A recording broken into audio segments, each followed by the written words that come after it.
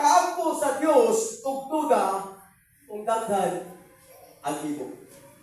Kinsay ka na mag-ampo kung nagwa ka na? Kay klaro na. Pag kay 1 billion ka na kumampo. Walang pag-ampo.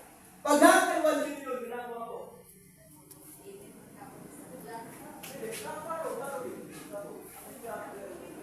Ikaw ulit.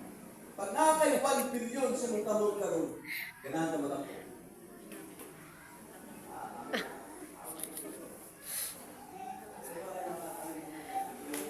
Mas maito. Amen. Igo-igo rano. Kung nakay 1 billion, ganahan ka Igo-igo. ba bumata og 2 Manilig hours ka of prayer? magulangan. 1 billion na dili, di ba? Ang dalang niyo ka-amin ka, but I tell you the truth. Pag nakay 1 billion, ang dagang kay kagunahon i-invest.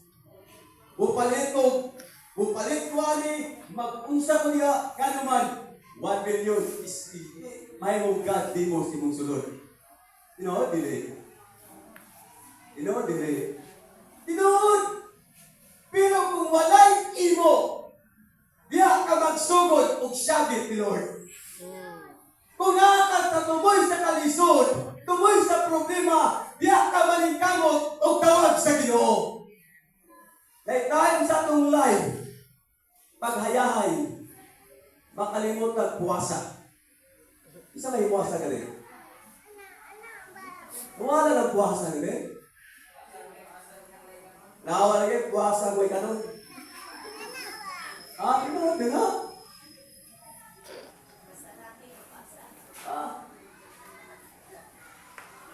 Pero needs nato na karon. Kaya we are in the end times. Ingon pa si Timothy, we are in the perilous time. Malisod ka panahon. Kuyaw nga panahon. The more we stick closer to God. Ang mga close na to ni Lord, kung natin prayer and fasting. Yes. Amen. And I said, why? Natin prayer and fasting. Tanawa din ang story.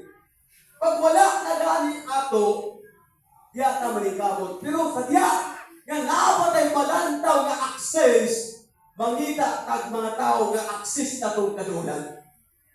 Taray pagkasulti, ulahi ang God. Napakita ikaw ang kabayluhan, mabaylong paradaan. Pero dili magpabaylo, ginoo na ilulan. Ginoo, dili. Ha? Samot nagtimbayan? Butala sa itong sister. Ako sister, ako ng bulsa ba? Ha? Kaya balibarang sister, laki-laki yun. Kinuha na bilang solusyon, Lord. Ikaw na yun.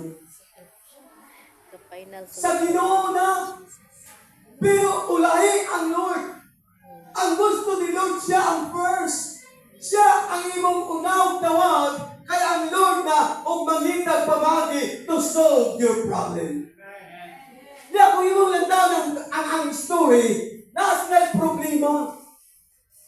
Usa kahapon, kauban sa mga apostoles, yadto si Jesus sa bukid. Nakita sa daghang tao. Daghang tao. Nga si Jesus, yadto nitong dapita sa awaaw. Niya ang mga tao nakadungog o nakasinati sa pagkabilagnoso ni Lord. Nakasinati sila kung unsa kaayo si Jesus. Miadto sila sunod ni Jesus. Lakaw sa nito, puyong ni Jesus. Pag-abot na sa murag, law-law na hapon na kayo. Dito nagsugod ang problema. Ingon pa si Filipe. Tarawan niyo lang. Ako din. Ingon pa si Filipe. Rabay, papaulian ng mga tawhana kay layo kayo o mingaw ni Dapita. Kung sa ito ba ni Jesus? Pakanaa sila. Ingon si Jesus kang Filipe, pakanaa sila. Tanawa ninyo ha, ang isugo ni Jesus si Filipe, pakanaa sila. Sila yung provide ng pagkaon sa mga tao sa Pilipi. Bisa pag 200